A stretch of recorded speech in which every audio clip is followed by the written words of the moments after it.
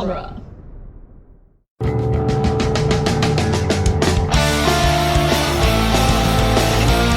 In the world of Hollywood, movies get greenlit and redlit. They get remade and rebooted. But we are the Ideal.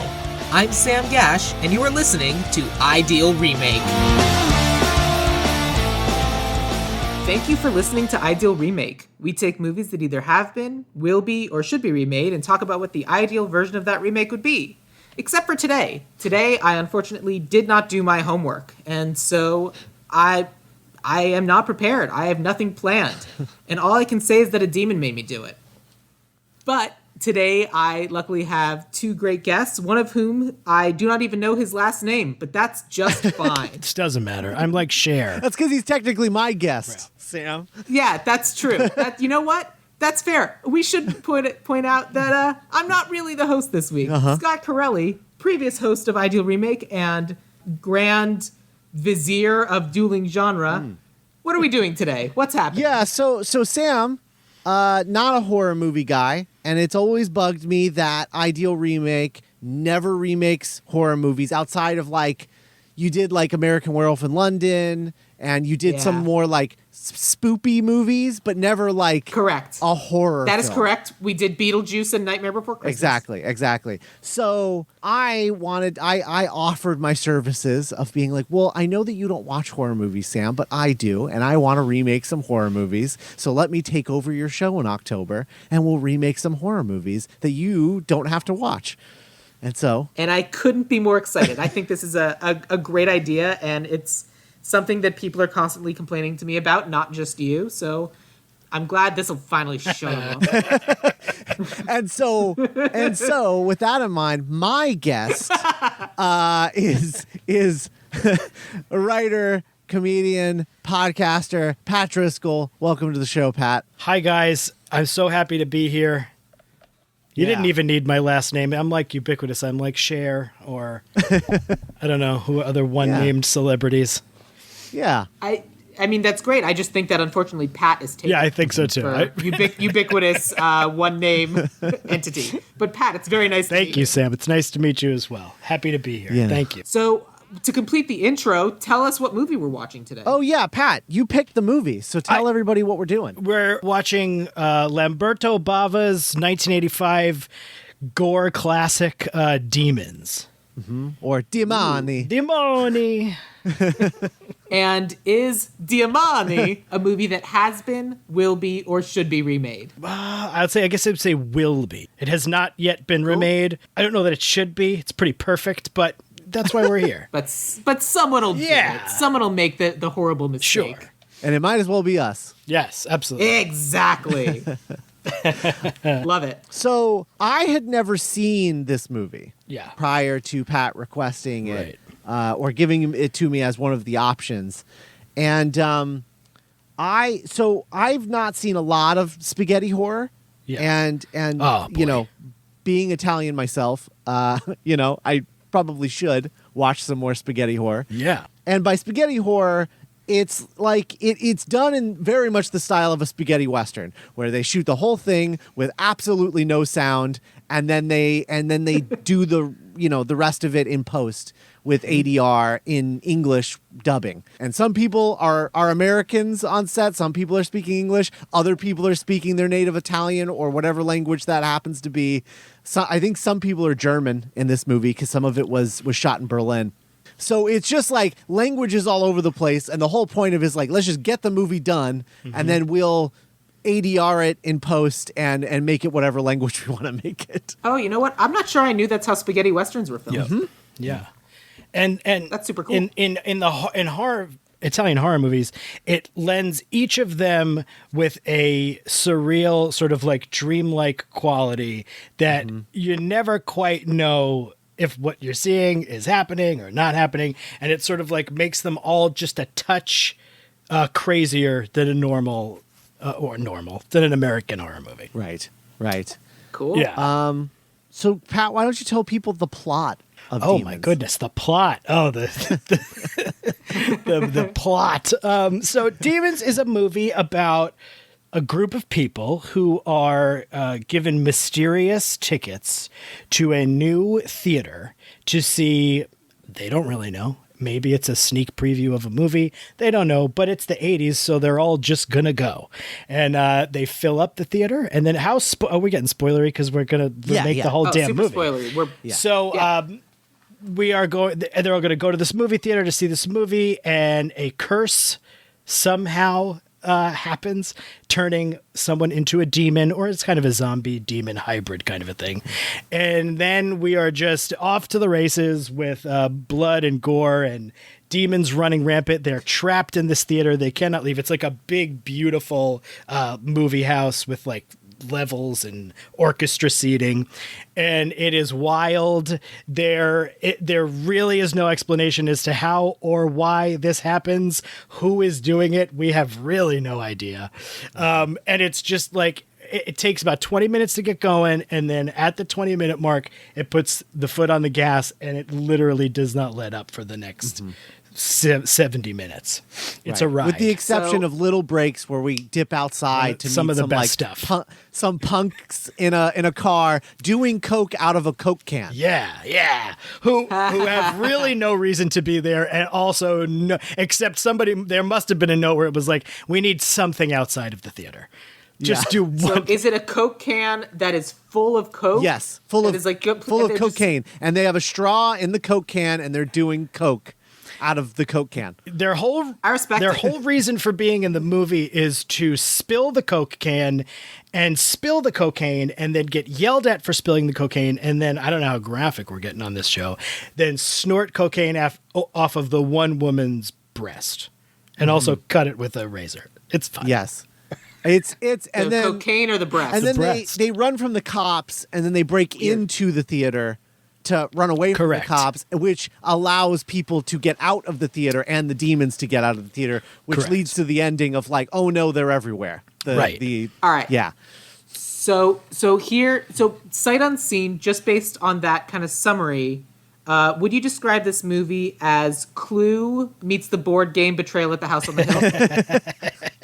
No, I would describe it as the Poseidon Adventure meets the Evil Dead. Yes, that's very good. My goodness. I love that. See, that's what happens when someone does do their homework. Yes, it's like a disaster movie, but it's also it's winking, it's fun. It's definitely it's a fun kind of like, it's not necessarily a horror comedy, but it's hard not to have moments of pure joy watching this happen. Yes, yeah. So if this is an Italian horror movie, like, Pat, do you watch a lot of Italian horror movies? How did you find Giamatti? Okay, so this, as far as like Italian horror goes, this is more Americanized in a way. It's sort of like a more mainstream version of an Italian horror movie. Lamberto Bava is the son of Mario Bava, who's sort of like the godfather of all Italian horror. He sort of like started the whole damn thing. And the producer and writer of this movie is Dario Argento, who is like, if he's not the godfather, he's like the god of Italian horror. He made Suspiria, he made Deep Red, Bird with the Crystal Plumage. He's kind of like the name. So if you're getting into Italian horror in any way, those are probably the first two guys you're seeing. And then you sort of, branch off from there, Lucio Fulci, and then anything these guys are involved in, you want to see. And Demon's got a rep for just being this like blast of a movie. I love Poseidon Adventure meets the Evil Dead. There's so much Evil Dead in here. There's so much of like the fun zombie stuff in here. So I found it through the video store. It was I'm older, so I was like a video store kid. So it was always, I rented this when I was in high school and from the video store. And then I will say I've also seen it in a theater, and it is a perfect movie to see with a bunch of lunatics just screaming at everything that happens. So yeah, it was a big time video store movie back in like the 80s and 90s. So that's kind of how you saw it. It's very gore-centric. It really is not. It's that kind of horror movie. It's the kind of horror movie that it's like, we're really into special effects. We're going to push special effects. We're going to rip people's throats out and make you watch the whole process, because they're like, look at what we're capable of doing now. Yeah. Which is something that like I like, but it's not my favorite. But for some reason in this same. movie, there's a lot of like, there's things that happen in this movie that just are so absurd that lead to the heightened nature of it that I just like. For example, like we'll probably get to this, but for no reason really whatsoever, a helicopter falls into the theater, and that's how like and breaks the roof open, and that's how they get out. And it's just like, okay, I guess like they feel no need to explain anything to you. They don't tell you anything about why this happens. Is it a plague? I don't know. Are they an evil, nefarious, like Satanist cult? I have no fuck. I mean, it's just figure it out. It doesn't matter. And I kind of love that, just the audacity of just here's pure chaos for 80 minutes and that's it. That's all we're going to let you know. Yeah, it's very hyper focused on the movie theater and the people in the movie theater. And so, you know, they leave some breadcrumbs with the helicopter, and then there's like a family that picks them up at the end, the two surviving people that picks them up, who are like, they're like, there's guns in the back, get ready, they're coming for us. Where you're like, oh, okay, so like the demons are out and the world has already kind of semi-adapted to them being out in the open, and, you know. Yeah. And so you can kind of suggest that idea of like, oh, one of them escaped, scratched somebody else who scratched, and it's already spreading. And so by the time they got out of the theater, you know, the world has basically shut down. 11 minutes later. Right. But they never say that. There's not like a news report of being like, demons everywhere. Like it's nothing like that. Yeah. You just have to kind of, it is hyper focused on the characters in the movie theater. Yeah. But it is definitely, they go to the movies and there's not an apocalypse when they go to the movies. Right. The movie happens, and then by the time the movie's over, apocalypse. Yes. So it's not like they could have gone to the theater prepared or would have known better. Right. No. Yeah, certainly not. No. It's just like, sometimes life comes at you fast when you're not expecting. Yeah, I mean, Or in this case, unlike. right. Yeah. Okay. So the movie starts, we're on a train with this girl, and there's like this guy that she's creeped out by because he's wearing like a mask thing, like this metal mask, and she's like running from him, and then it turns out he's just trying to offer her a ticket to this movie, right? And she's like, oh, actually, do you have another one? I have a friend. Which is just this really funny thing. Yeah. And so he gives her two. She meets up with her friend. She's like, let's go see this movie. What movie is it? I don't know. Let's go. Like, what else do we have to do? Yeah. It was recommended to me by a guy in a mask on a train. By a half cyborg. How could we not? Yeah. The Phantom of the Opera got a second job. And that show's pretty good, so the movie's probably fun. That's hilarious, because you haven't seen the movie, and that's exactly what he looks like. It's pretty much the Phantom of the Opera. Yeah. I mean, when you say half mask, there are only a couple options. Right, yeah. So they go to the theater, and then this is the thing that, like, really, I left the movie and I was like, what was the deal with that? Yeah. Was that you get to the movie theater and you meet this woman who looks like a pilgrim crossed with like Santa's elf, like a Santa elf. Again, very good with these cross-pollinating things. Yeah. Very, very good. And she's got this beautiful, crazy hair. Amazing. And she's the only person there. She's working there. She's the one tearing the tickets. And I'm like, oh, okay, so this is going to be the villain. But as all hell breaks loose, literally, she's just another victim. Just like another she's just person. like part of everything else. And I was like, well, wait. Where did she come from? How did she get this job? I wanted to know more about her. And there has to It sounds like this was her first big break, and she was going to make sure if she's going to be on camera, she's going to look amazing. She does. It's so true. Because, she's totally set up. She gives eyes. She's knowing. You kind of are just completely set up for her to be the villain of the movie. And then she just goes down with like everybody else without an explanation at all. God bless. God bless. I was like, oh, okay, like she's a witch and she's sacrificing them or something. No, nothing. Yeah. Yeah. So the director, the writer was trying to sleep with her or something? Very possible. I don't know. So everybody sits down. The movie starts. The movie is literally one of the worst movies I've ever seen. I mean, it's so fun. It's beautiful because it's so bad.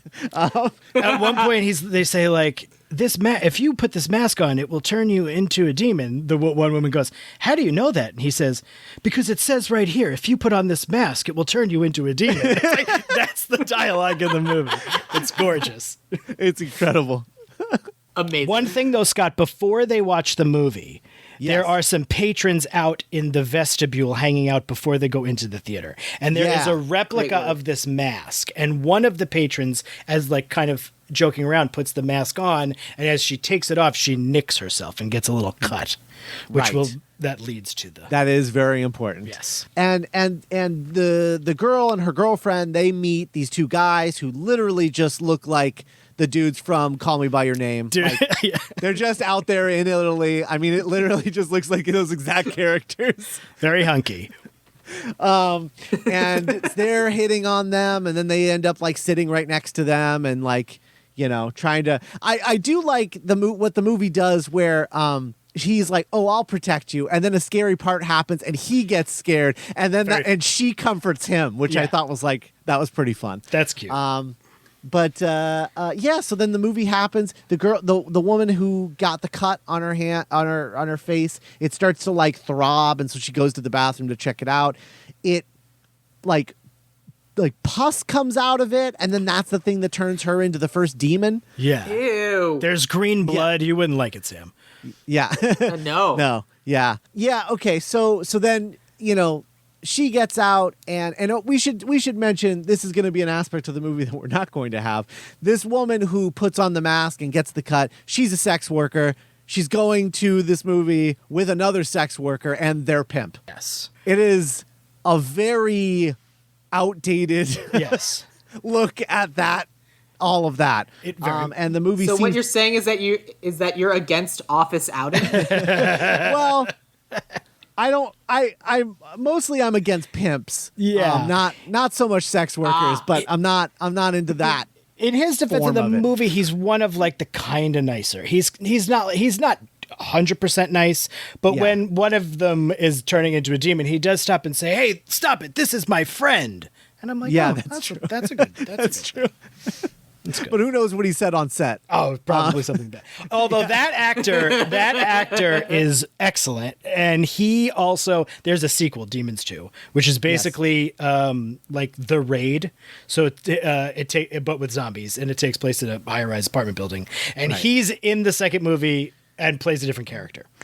Oh wow! Yeah. Okay. Yeah. Him. Yeah. So the thing that's funny about the sequel, because I haven't watched the sequel, but I read what it was about.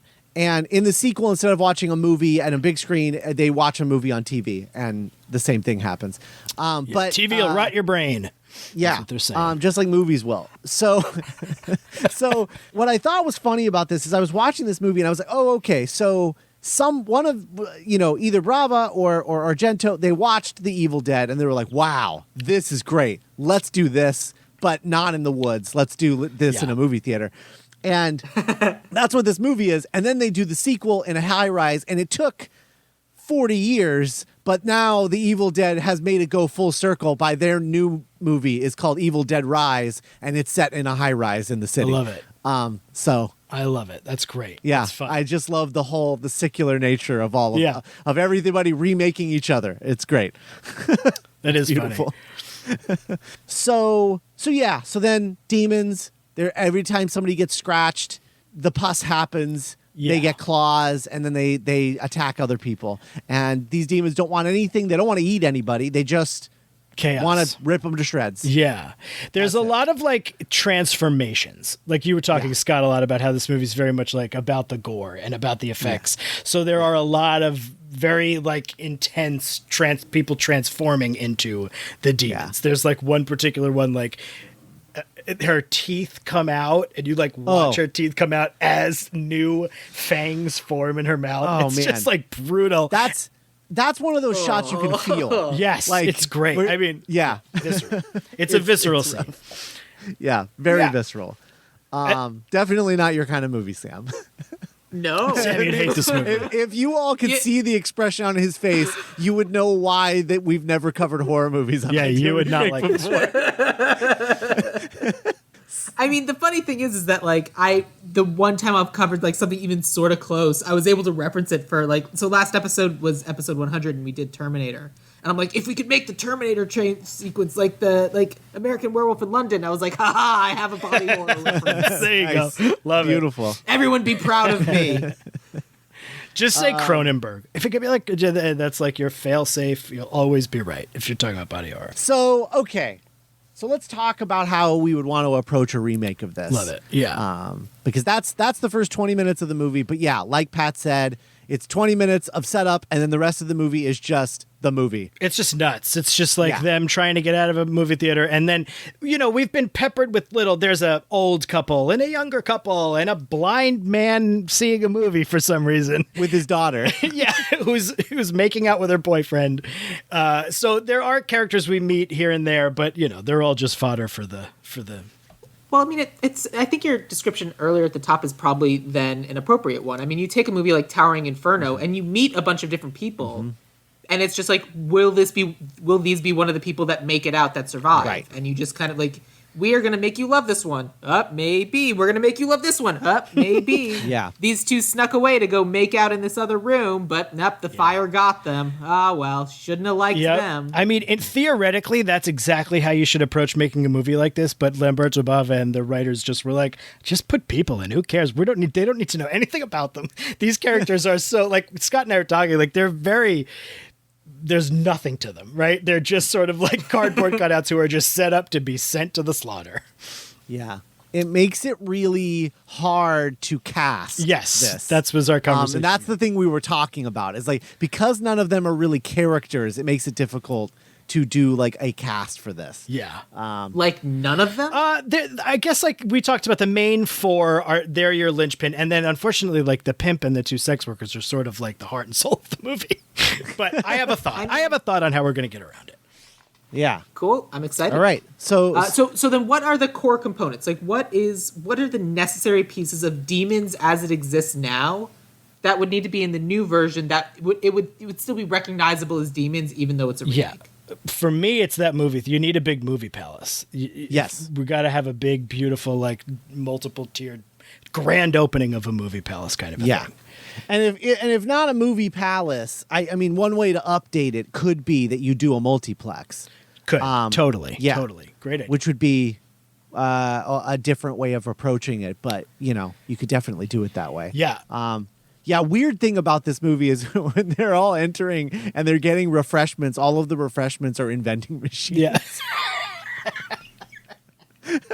So even the popcorn, you just get a bag and you pay for the popcorn and crank the thing and the popcorn comes out and fills the bag until you run out of Pretty money. brilliant. I love it. Yeah. Italy is a very different country Yeah. than the United States is. Yeah. I was thinking too, you could set it, if we're doing it modern day, which I think we should. I should point out though, this is also like a very punk rock movie, and there's like a soundtrack of like, it's not all punk. It's like Todd Rundgren, but then it's also like Billy Idol, and there is some like actual kind of like punky kind of things to it. And it's like Motley Crue. It's really like they somehow got paid all this money to get all these great songs. Because another thing about Italian horror, it's like very score driven, and there's like this band called Goblin, and they sort of score a ton of those movies. And they got the keyboardist, this guy Claudio Simonetti, to play like the main theme, which is awesome. It's a great like Halloween kind of like to play it around the spooky season. It's so good. But all the rest of the score is pretty much, it's that song and then like pop rock songs, which is like, so that doesn't necessarily translate so much to right now, but I was thinking set it in Vegas, because Vegas is where they do screenings, like test screenings, where they like pull like people off the street, like visitors and gamblers, like, come watch this thing and then decide the fate of the creators, you weirdos from Vegas. Like, so Yeah. I was thinking that maybe that could be sort of like a way in, is like it's a Vegas kind of like kind of. Yeah, that makes sense. Yeah. You have a conversation with people who do those test screenings, and the reason they do it in Vegas is because Vegas is a hub for Right. people from all Right. over the country and all over the world. and it's the best way to get a cross section of America without having to get a cross section. Yep, and you could have a lot of fun with like casting those characters and like coming up with like, you know, the older couple who are on vacation, like lost all their money gambling. This is like the last thing they can do, kind of stuff like that. Right. And then the young couple that ran away to get married, like that eloped, and now all of a sudden they're like, well, we're in Vegas. Let's go see and we're young and broke. Let's go see a sneak preview. Yeah, so that's the other thing, because that's it's funny that you say you bring that up, because what I was actually thinking as another way to approach it, it was to have this be a screening of this long lost horror movie. That way it's like the movie they're watching is like an 80s video nasty. But and it's like a bunch of horror fans. Oh, that's a nice idea. Because the way the thought I had was like, the thing that's missing is that, like, and you know, horror is an interesting genre. It's one of the only genres where you can make a movie that's not about anything, right, because it's a horror movie. Right. But the thing that I really like about the Evil Dead remake is that it is about something. They were like, okay, how do we? The Evil Dead remake from 2013 absolutely slaps. I love it. It's so good. And I was thinking about how to do something, how to approach this movie in a similar fashion, and what you could make it be about. And what I was thinking was maybe doing something where it's like, it's sort of a metaphor for, right? So like, people are like, oh yeah, you watch horror movies and it desensitizes you to violence and all of these things, and it's stupid and not true. But what if you use that as like because my thought process with this was like, how do I differentiate this from Evil Dead? And my thought was like, well, it's called Demons, and I feel like this movie does not live up to the title. Well, there's a demon that comes out of a woman's back at one point. That's true. That is true. That is true. That was the best. I was like, oh shit, this is crazy. Yeah. And then but it sounds like that's singular. Right. Very true. Fair. Very good point. So my thought was, what if this is like a demon invasion, like an invasion from hell?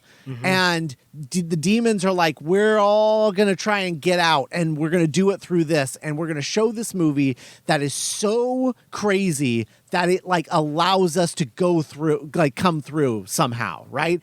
But the people that don't get possessed are the ones who are desensitized to it, where they're like, well, that's not that big of a deal. And so in a way, it's almost like the horror fans like save everybody in the end, you know? And the thing that's cool about that is, you know, there's a lot of talk about like movie theaters now, and like a lot of people just stay home and watch streaming, but horror fans go to the movies, and they go to repertory screenings. They see the same movie. I would go see Demons 12 times in a movie theater, like in a year. Like, it's just what we do. It's just like part of it is the communal aspect of everybody getting together and screaming and laughing and high-fiving each other. Yeah. So that's a great idea. You haven't lived until you see an Evil Dead 2 screening where the car drives over the bridge, and it's this stupid, cheap little model that you never get to really appreciate at home. Yes. But when it's on the big screen, and it's this stupid, cheap little model of this stupid, cheap little car going across this stupid, cheap little bridge, and the whole audience is like, wah!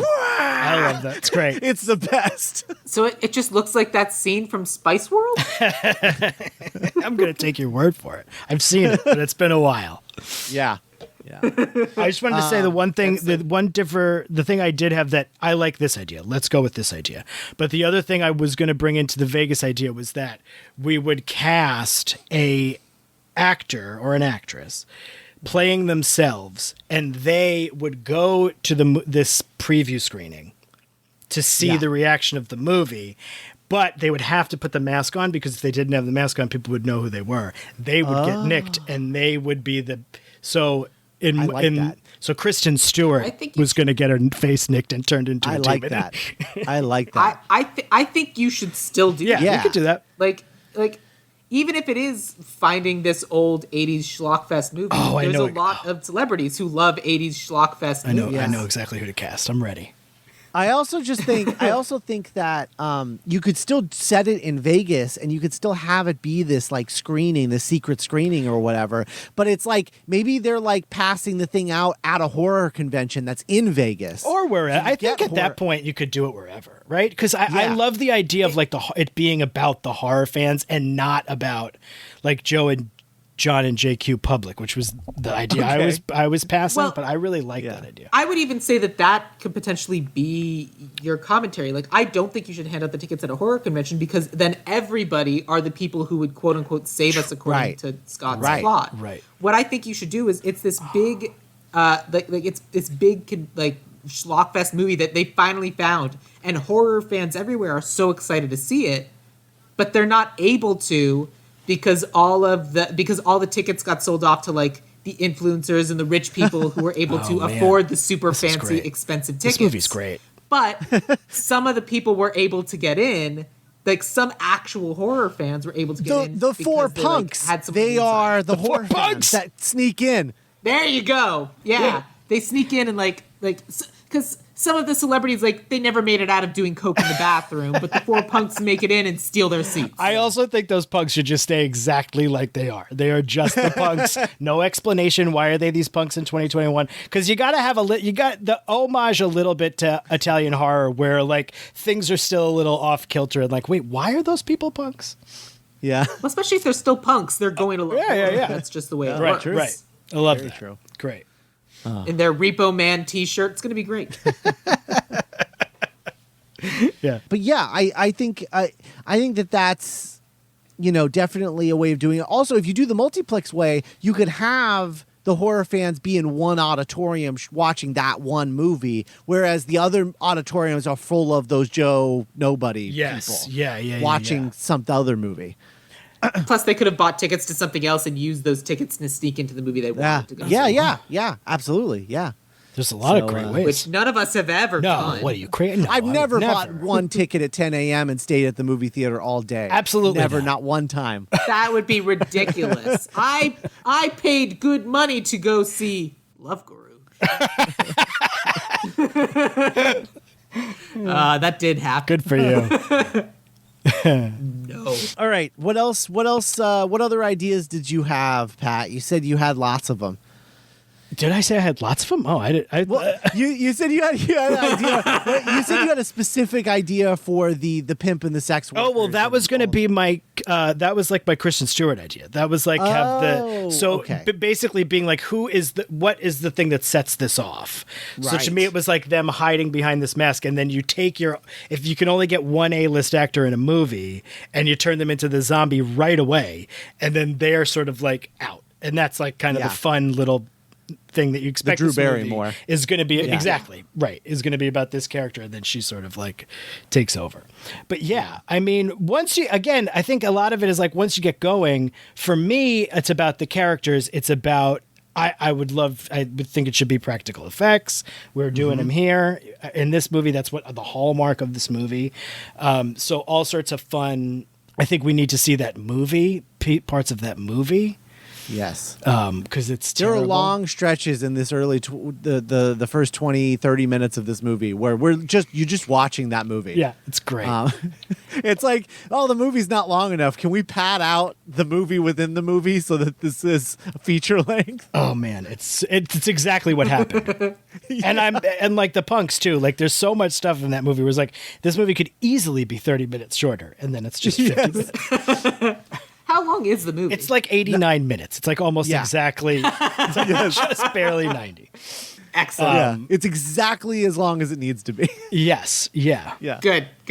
Yeah, I think. All right. So then, before we get into casting, then because it's a horror movie, what are some of the most important kills that we need to either have an homage to that kill, or we need to do something that heightens it? It's absolutely the first woman that turns into the demon is probably like one of the most popular and famous things in the movie. And then once there's like this great scene where once everybody's sort of turned, they all sort of like rise up these stairs with these yellow eyes. And that's, I think that ended up being the key artwork for the poster and stuff like that. Like, I think you need to have those things in there. Yeah. It rules. That shot rules. It's great. And then do you think we need to have an explanation? We're making an American movie here. We're not making an Italian movie. Do we need to explain what's going on in this? Do we have a comp? Again, this is not my field. Are there American movies that don't give us an explanation? Because all I'm thinking is, it just sounds like the horror version of a Miyazaki movie. we're just in this world now. It's happening. Yeah. I think we could certainly get away with, especially in homaging to an Italian horror movie, not really giving too much of an explanation. Yeah. Okay. Yeah. I think that there's a way in the same way that the helicopter and the family at the end gets across that the demons have escaped the theater Right. and now they're taking over. You can do something similar with like an explanation of like, oh, the demons are trying to invade Earth.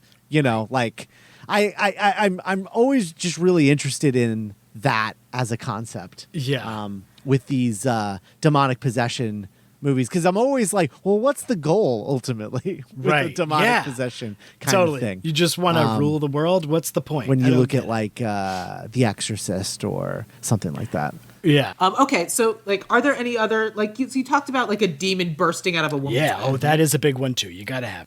And again, if it's going to be demons, so my next question is, describe your monsters. Oh. Especially because this sounds like the kind of horror movie where it's not like they're hidden and we don't get to see them the whole time. This sounds like you see the monsters right away. You see them, but they're the humans turning into like the zombies. So the yellow eyes, the big teeth, the fangs, the sort of like big fingernails and that kind of stuff. So and Yeah, then they there's look the one like- demon.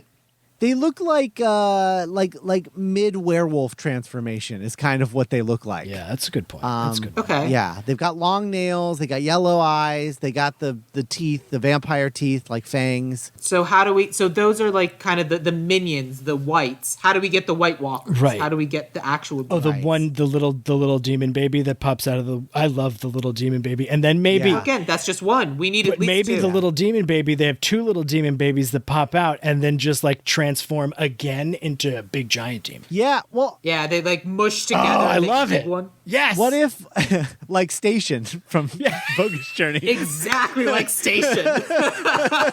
That's exactly it. We're also definitely homaging love that. Bogus Journey. I love that. What a great. Yeah. Yeah. I also think that like, you know, you could have them sort of like the more kills they get, the more like demonic they become. Right. So that like the first person to turn into a demon ends up becoming this like Right. you know, almost regal demon god toward the end of the movie, you know? Until they're. Yeah, like it. they can be killed with guns. That's Yes. that's like I don't know if I would want to make it so easy to kill them in our remake. We might need to Yeah. have like a more specific tool. Yeah. Well, especially if you make the first demon or zombie thing that emerges, it gets more powerful because it keeps killing more and more Yeah. people. It makes sense that would be able to be killed by guns because that's like, oh, we did it. We finally were able to kill one of them, and then they turn the guns on like the smushed double baby station demon, and that one you can't kill with guns. I love the station demon. That's what it's called too. The station demon. The Station Demon. Absolutely. Don't change that dial. Station demons here to take your spine.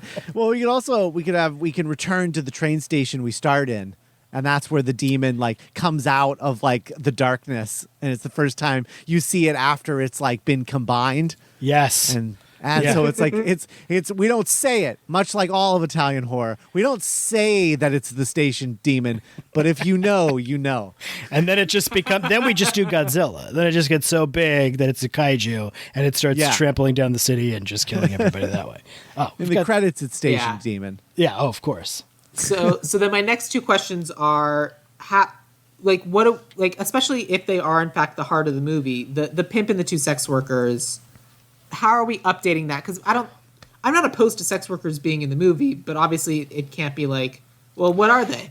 Yeah, that's the thing. In the original movie, it's like there's no point. It's just like they're there to be like. So I guess you could.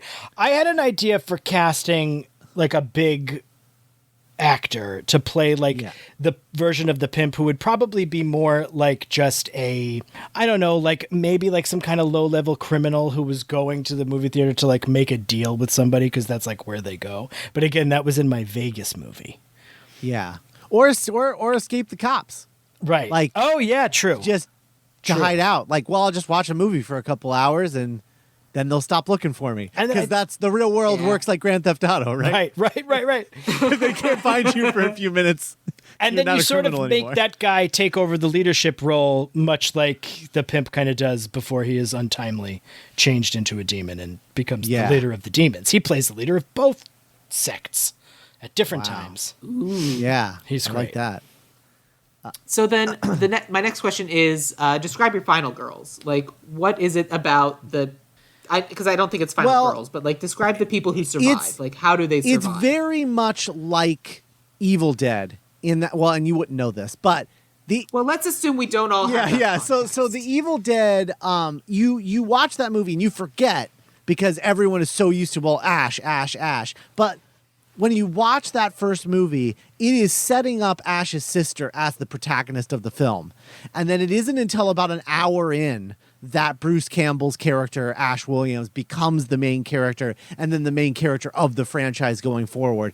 And it's very similar to what happens here, where you think that the girl on the train is the final girl, except the big twist at the end is after they get picked up by the Jeep, she sees a cut and then instantly turns into a demon, and he has to kill her and then drive away. And we just stay focused on her dead demon corpse as the Jeep just like drives away into the distance down the street. So we have a final boy in this one. We have a final boy, yeah. And he's very Ash How Williams-like, subversive. actually, Yes. because he gets his like sleeves torn off, and it's just very Ash. It really is. Yeah. But how do they survive? so they break out of the movie theater because the helicopter crashed in. And then as they're like climbing out, they run into the cyborg Phantom of the Opera guy. Yeah, the Phantom of the Multiplex. Right, the Phantom of the Paradise, the Phantom of the Metropole. They have a fight and then they win. They get away, and then pretty much the Jeep ending, where we learn that everybody is infected. It also could be a pandemic movie. I don't know if we want to go there, but could be. Yeah, I mean, it's definitely a thing. For sure. it's in there. Yeah. But yeah, it really is like they just get away. I mean, nothing stops. It's not like they stop the demons. They just escape. It's a very wild Right, kill. but it's like of the while everyone else is being killed around them, there's just too many people around them, and it's like other people fall as they run past, and it's just they would just happen to be out of reach. Pretty much. There's like people chasing them as they like are running, and then the Jeep stops and they kind of jump on the Jeep. I think am I recalling that exactly? Yeah, right? that's right. So at no point do any of them do anything clever in order to be like, hey, we found a ladder, let's get out of the roof this way. No, I don't think so.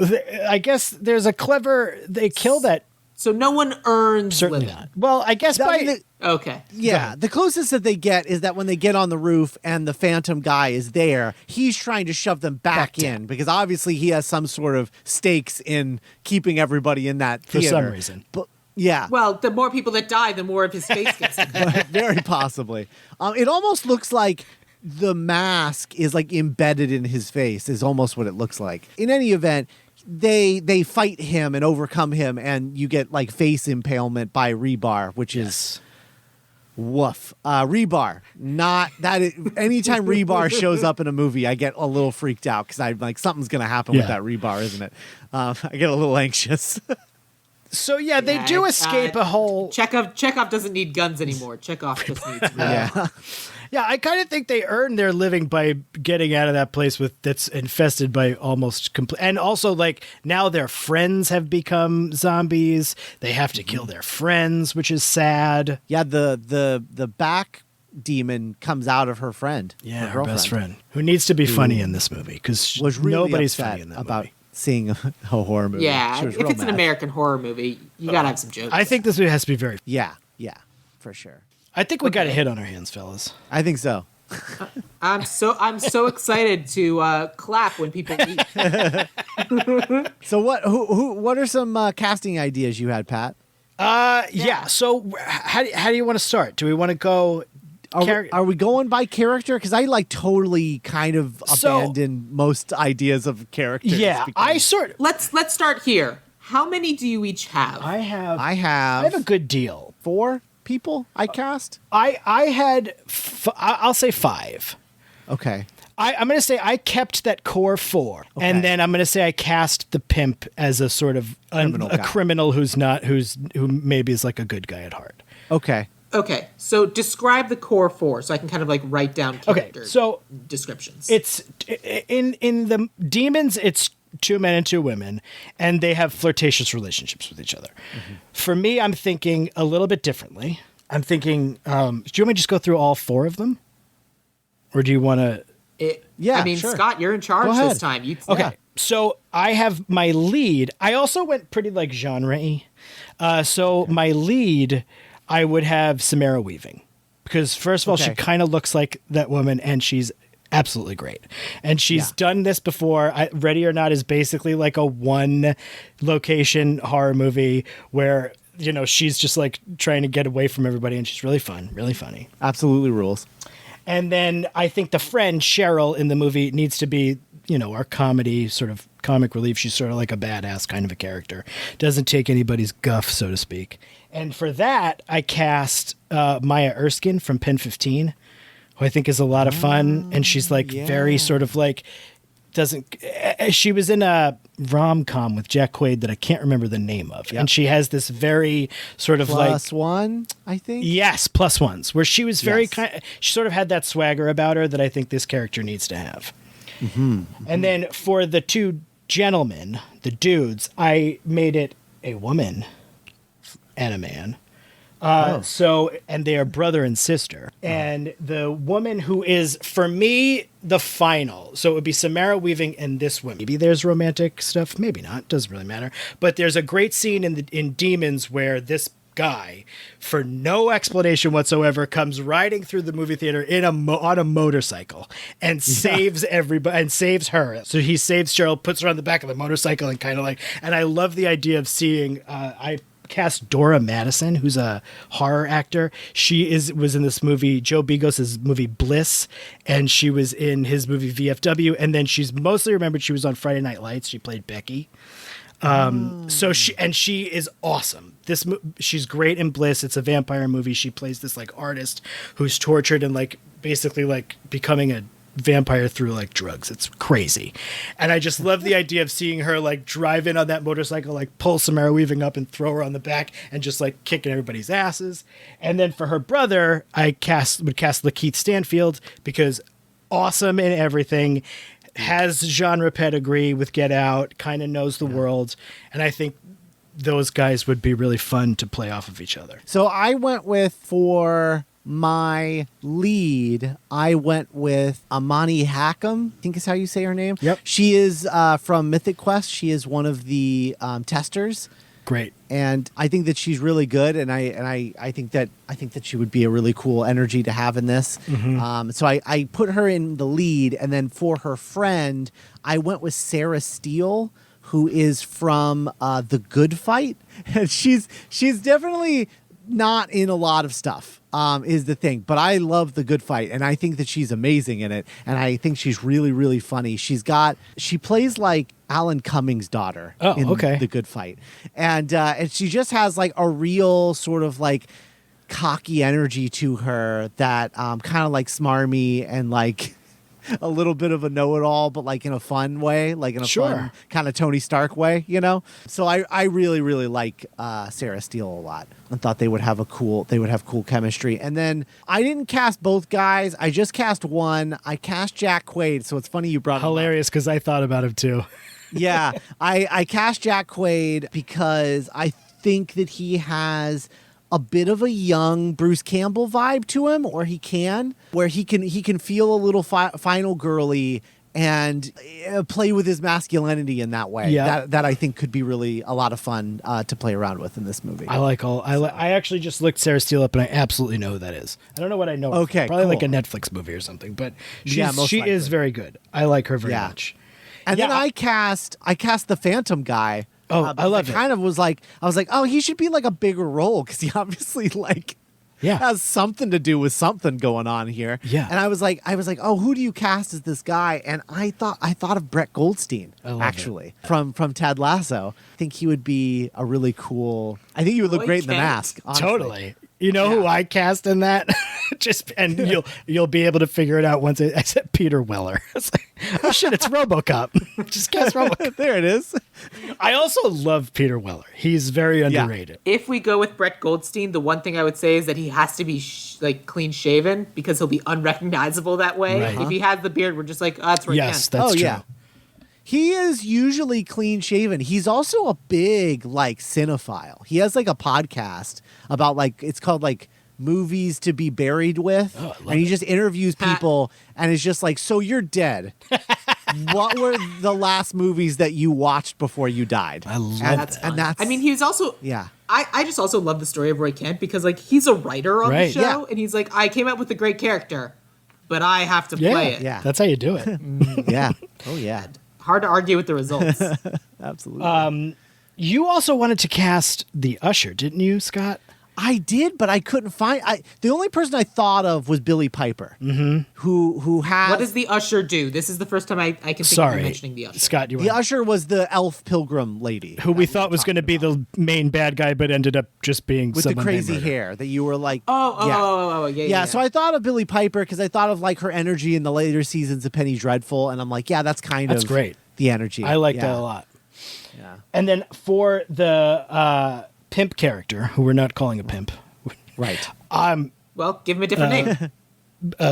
Nefarious criminal with a heart of gold. The troubled young man. Well, he's not young because this is where we're going big. The troubled older man. Not old. The troubled man. Since Kristen Stewart's not in this movie, I have to go with my second favorite actor, Dave Bautista. Come on.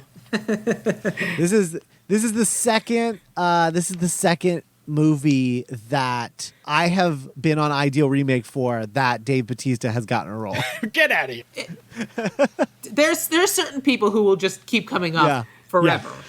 Dave Bautista's He's great. Lakeith Stanfield, by the way, is another. One of the things that we talked about, Pat and I talked about in terms of how to fill this out is just okay, so there's that, and then there's just a bunch of characters who are just archetypes or whatever, and they're not really any like the old couple and the blind guy and whatever.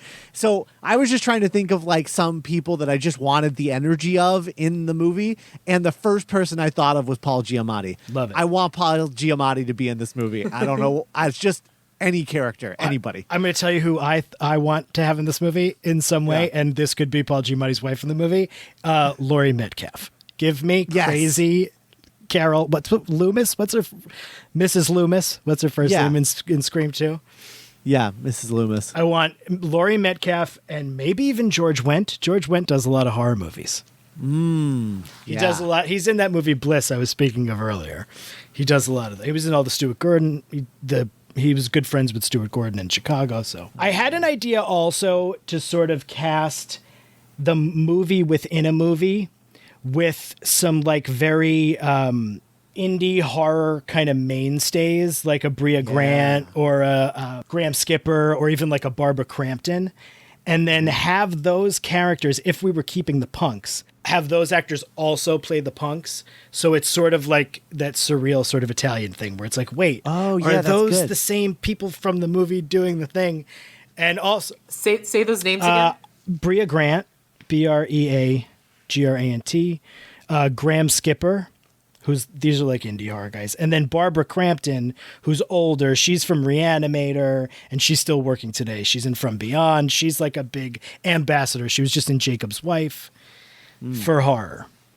So I think that would be a fun little nod to people who love horror movies to see these guys kind of getting double duty in there, and people they recognize from horror movies.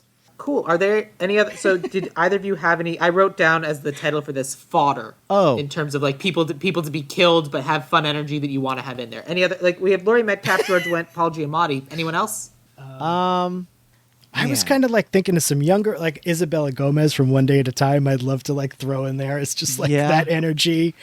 I would also I would love somebody who, when they show up, you're just oh, okay, this guy is going to be the lead.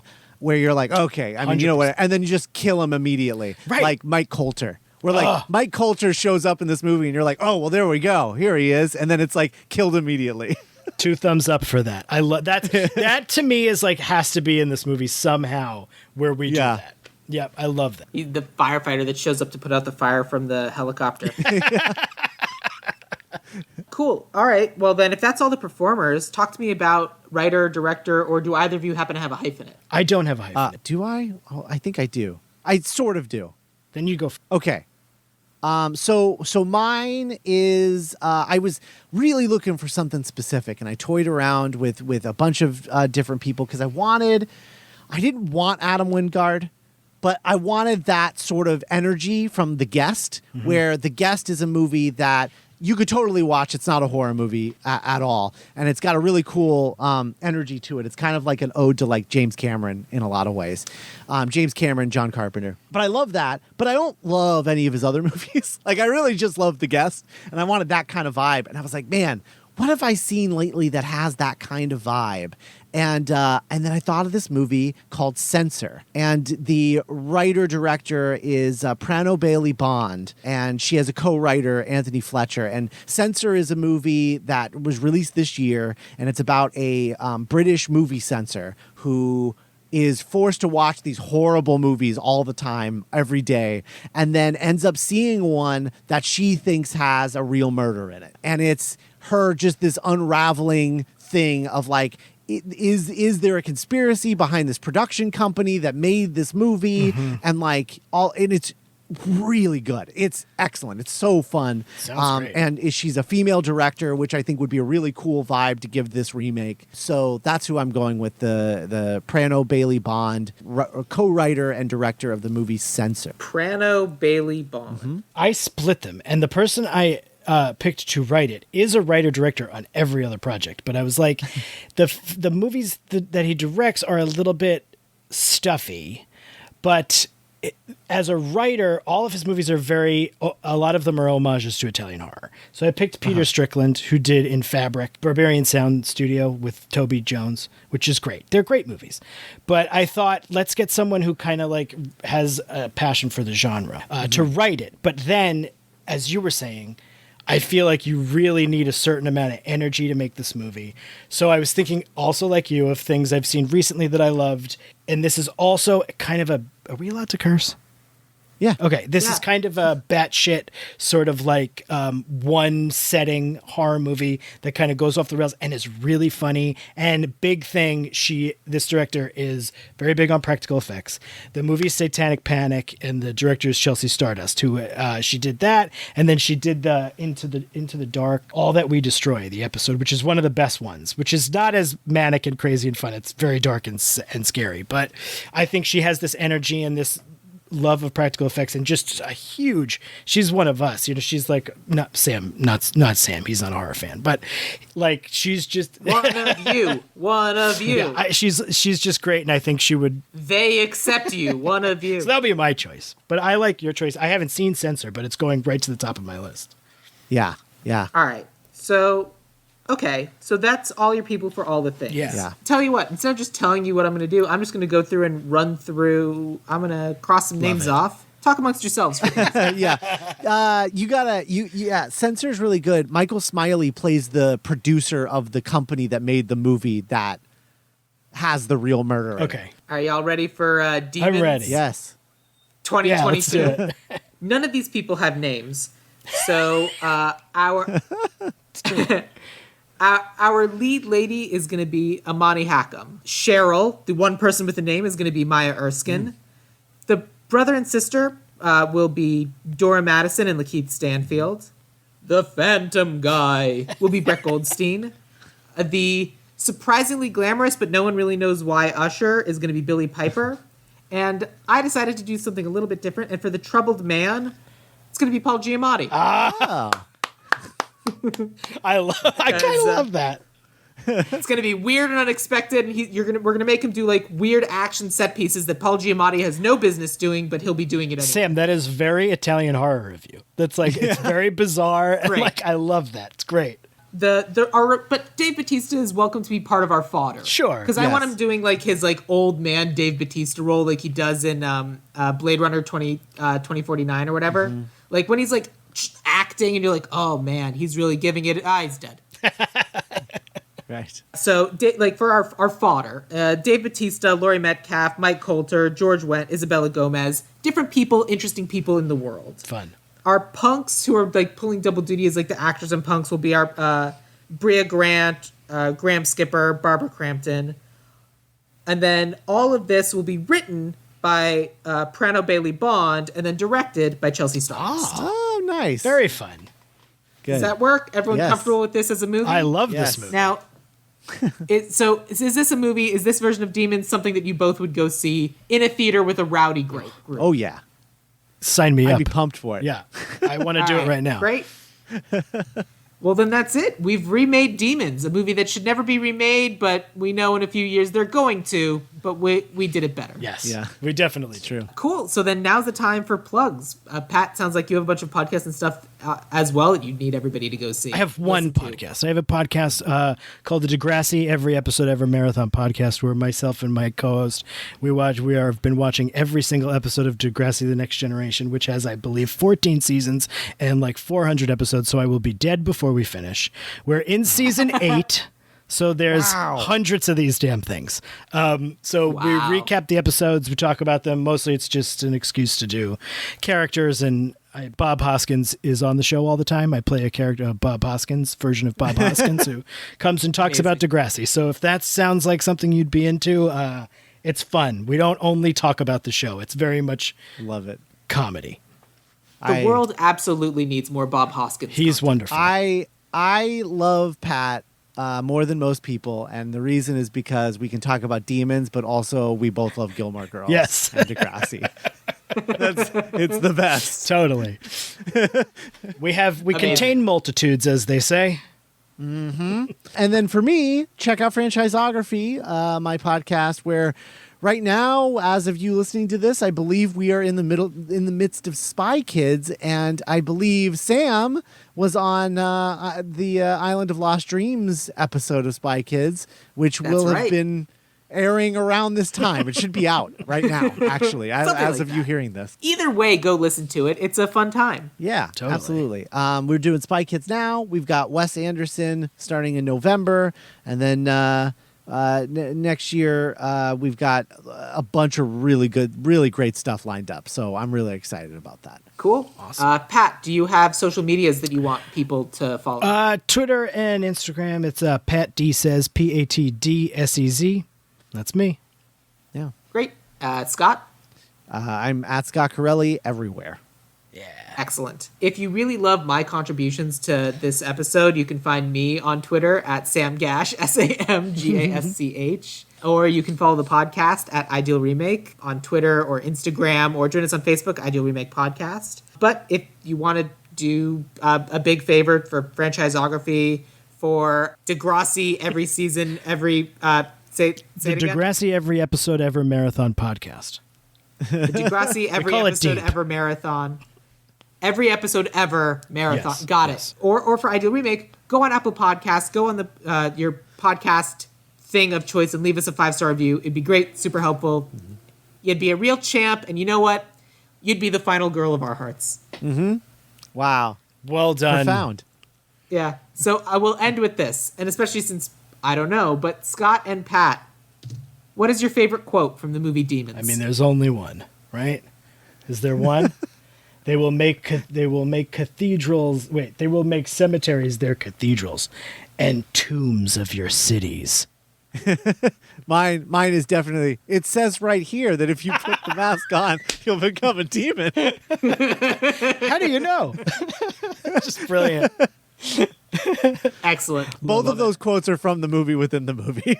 They both are, yeah. Because not much is said otherwise. It's just yelling and Also, does that mean that the actual demon is the person who spends the entire movie wearing half of a mask? I don't know. you may have He just put figured a mask it out. on. Yeah. That's the second demon. You just Might be. figured it out. He put a mask on and became a demon. I love Nailed it. Yeah. We did it. We figured Thank you out both so demons. much for, yeah. We're the real heroes.